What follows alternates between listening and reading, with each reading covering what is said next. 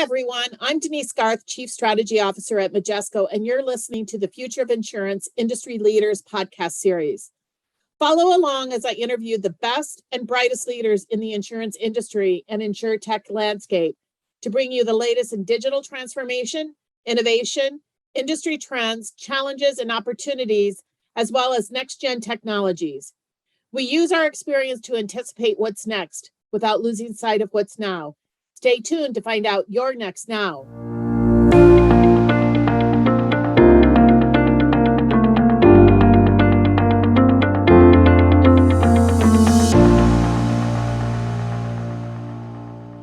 Welcome, everybody, to the Future of Insurance Industry Leaders podcast today. I'm absolutely thrilled to have one of our partners, Physicians Mutual, with Senior Vice President Bob Gunia on the call today. They've just launched pet insurance, and it's been very, very exciting for them and for us. It's one of the top new products in the marketplace that has seen a real growth in demand, and thrilled to have Bob joining us today. So Bob, welcome.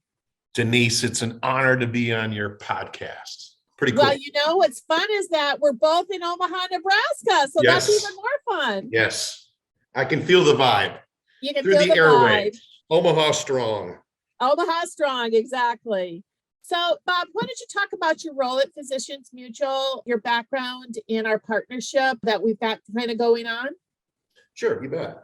I've been at Physicians Mutual, it'll be 25 years in October. And so Oh, wow. oversee our public affairs group, which we describe it as the place where we help promote and protect our brand. So that includes our compliance functions. Obviously, insurance is regulated by all 50 states. And so there's a lot of issues there in terms of filings. And so that area looks at that, our advocacy efforts on behalf of our policy owners, as well as then our brand building activities. And so what we're doing to increase the awareness of Physicians Mutual to help tell our story louder and to more people. Then there's some PR and communication aspects to the responsibilities as well.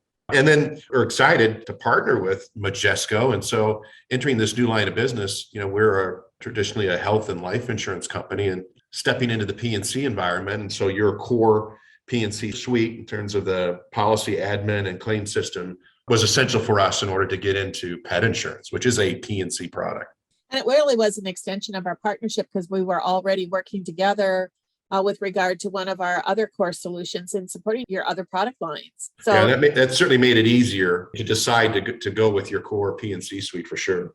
One of the things you and I talked about, and I kind of mentioned at the beginning here, is this growing demand for pet insurance. And it's really creating some really, I think, growth opportunities for insurers.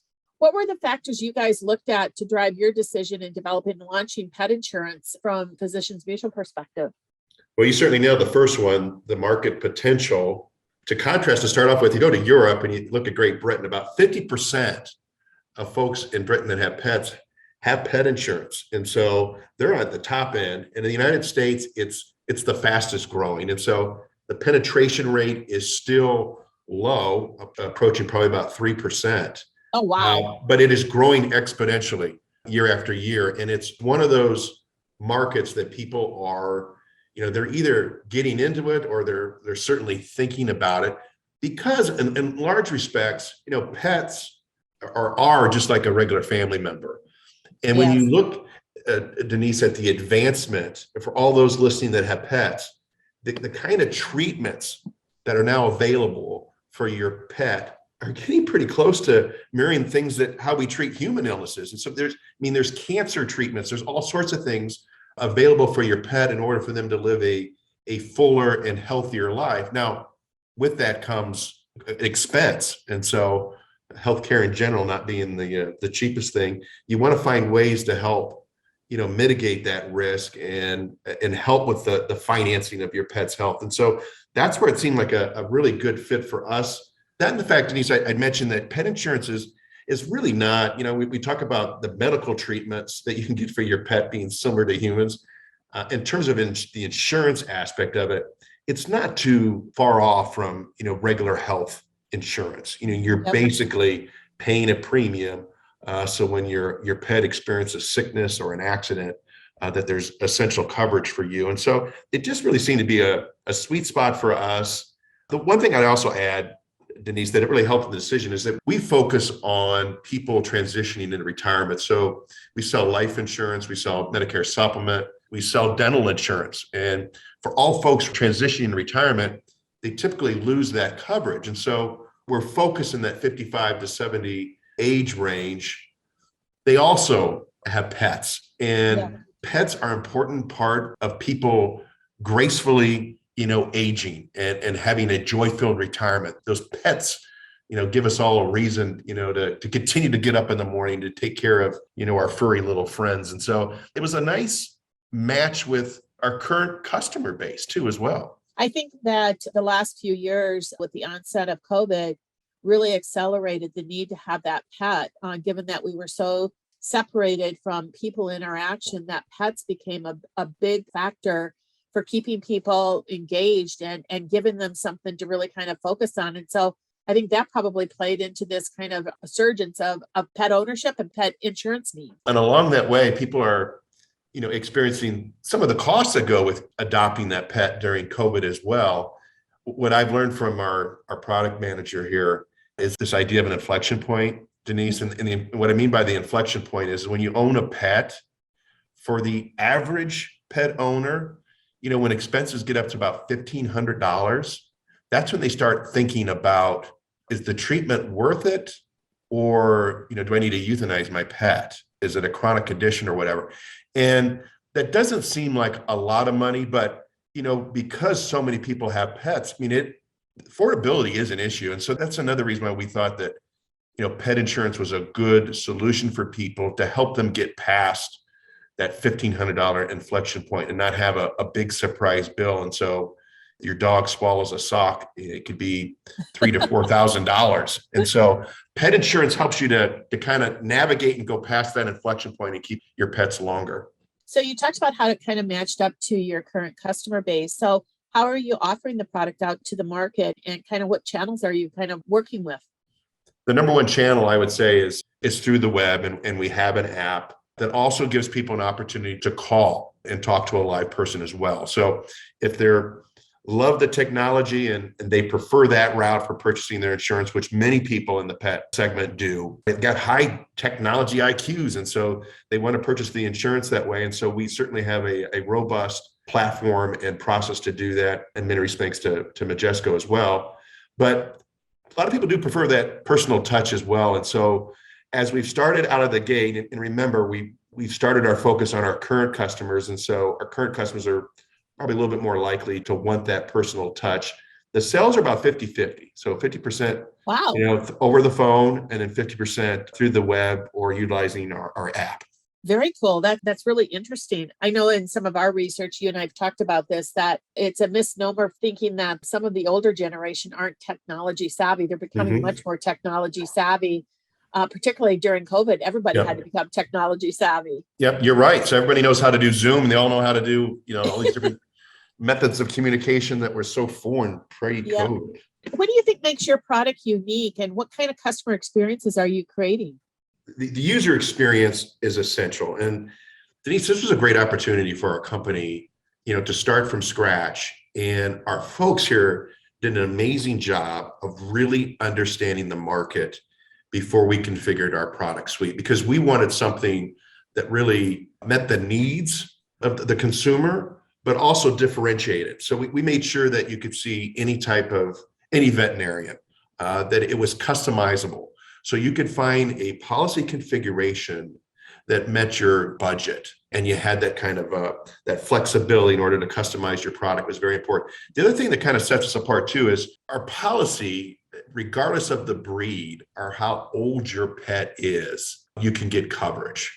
There is a trade-off, as the dogs get older, it's priced differently. And a quick personal example. So I was customer number 3 of our pet insurance, and Gracie, our dog, happens to be an older dog.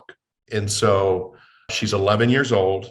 In comparing premiums with folks here, and typically people buy pet insurance, when they're younger and puppies and stuff like that. And the insurance is cheaper, obviously, than what I'm paying for my 11-year-old Gracie. And I remember saying, oh my gosh, that's a difference in the premium. But as life happens, and life happens for Gracie, she's had a couple situations where a couple months after purchasing the policy, she's had some very expensive procedures. We were out of town. My mom was watching the dog. She got in some bird seed in the backyard that, obviously that's problematic for some dogs because, when birds are obviously doing other things while they're eating their bird seed. So it just wasn't, and she got an infection, 3 nights in the vet hospital.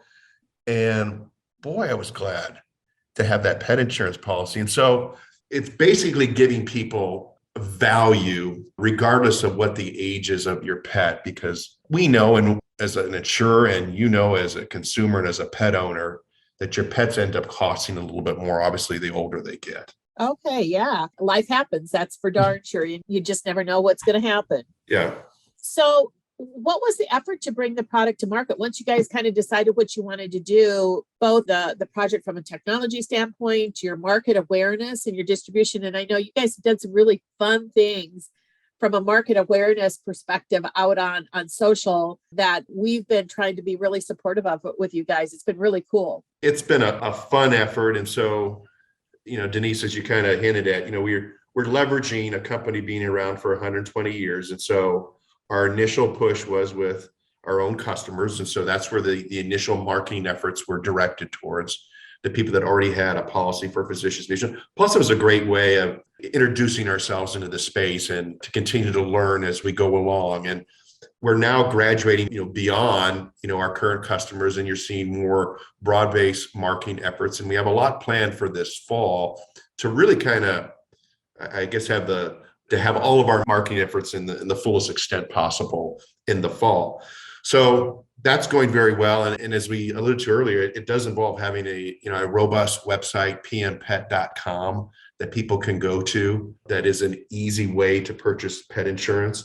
And something that you're referring to as well, that we've launched locally in Omaha, and some other markets will launch in this fall as well, a pet advertising campaign. And it's basically a campaign in the voice of pets. And so we have 8 pet characters, and you can go out to our Facebook page and catch those characters, or out to pmpet.com, to our community pet hub there. And they're just wonderful stories of pets that have, life happens for them too. And whether you're a young puppy like Lucy who, was jumping around too much and got hurt, or you have the big dog who loves toys and eats toys and it gets stuck in his tummy. And so it's finding those relatable situation with some really cute pets. And that was a lot of fun, Denise. If you ever get an opportunity to shoot some commercials with pets, I recommend it. They're fascinating and they're a joy to work with.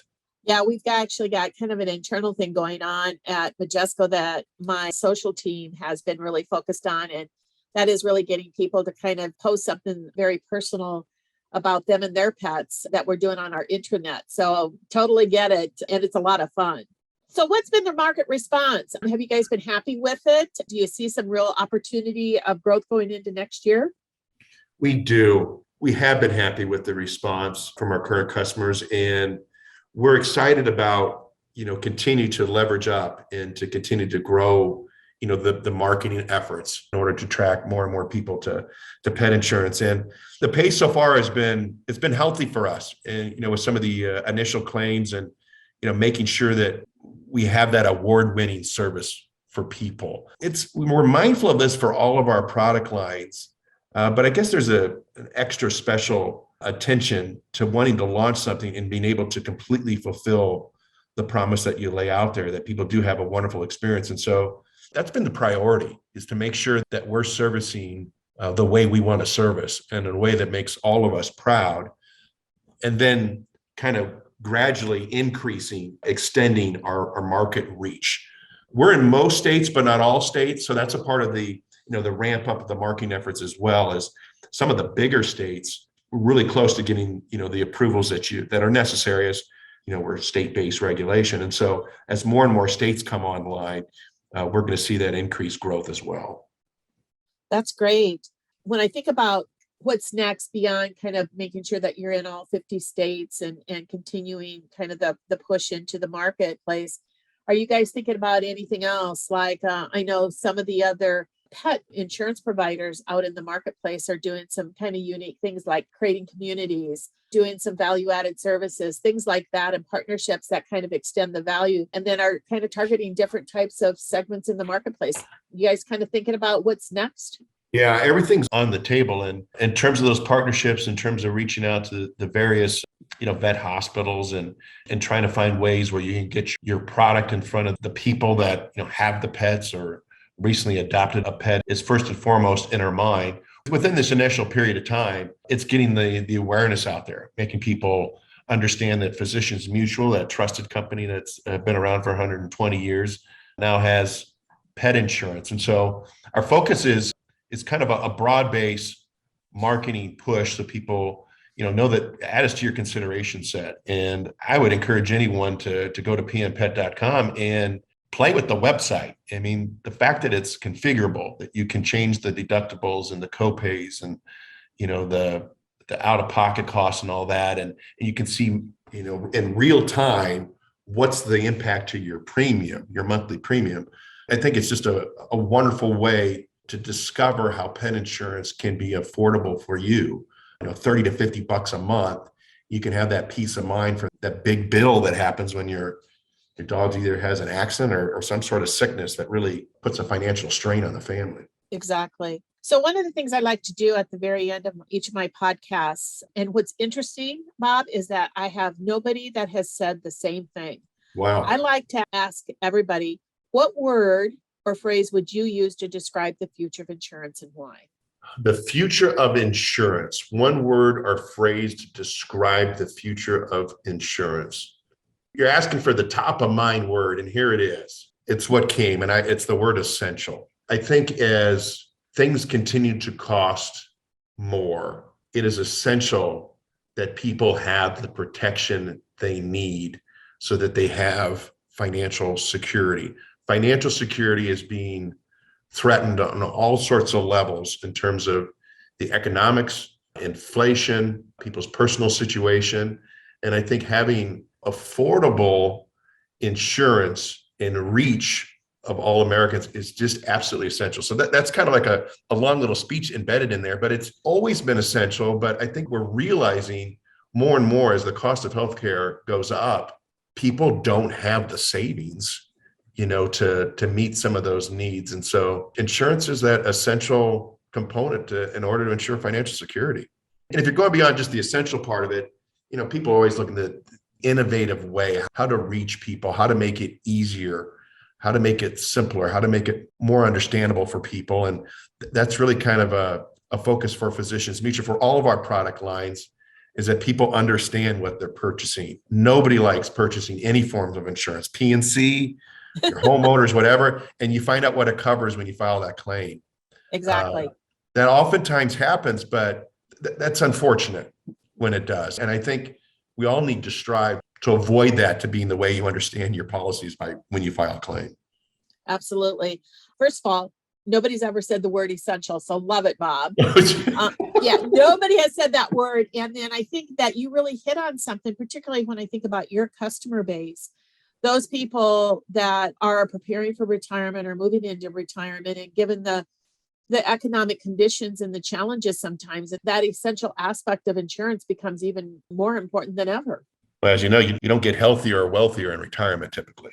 No. And so that's where that protection is essential, is that you have the coverage you need. And, and Medicare doesn't cover everything. There's a substantial gap in there. And so those products are important. And you're right, for your own health and well-being and to have a joy-filled retirement, boy, people love having their pets around. Exactly.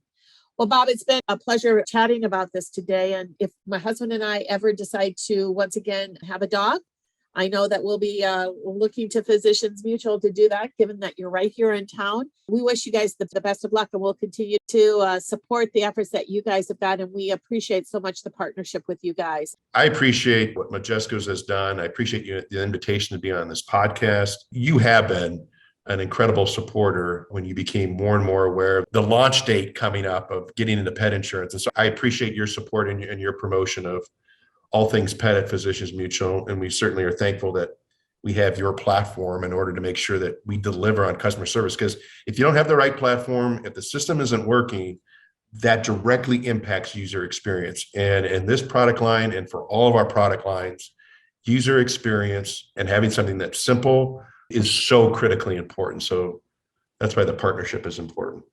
Absolutely. At the end of the day, it's all about the customer. Amen. Thanks, Bob. I'm sure we'll be chatting soon. All right. Thanks, Denise. Thank you. That's it for this week's episode of Future of Insurance Industry Leaders podcast. Subscribe to our market leading podcast series available wherever you get your podcast from. Thank you for listening and be sure to tune in the next time.